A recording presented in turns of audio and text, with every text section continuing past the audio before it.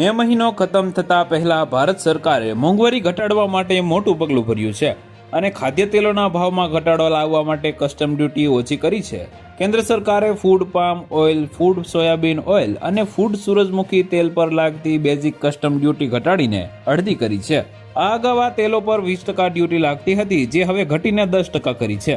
ભારત પોતાની ઘરેલું ખાદ્ય તેલ જરૂરિયાતના 50%થી વધુ આયાત કરે છે. આ અંગે શુક્રવારે એક નોટિફિકેશન બહાર પાડવામાં આવ્યું અને આ તત્કાળ પ્રભાવથી લાગુ થયું છે.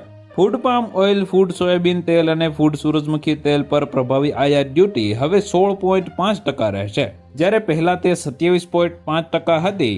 રિફાઇન્ડ તેલો પર પ્રભાવી ડ્યુટી 35.75% જ રાખવામાં આવી છે. SEA અને ભારતીય વનસ્પતિ તેલ ઉત્પાદક સંઘ બંને આ નિર્ણયનું સ્વાગત કર્યું છે.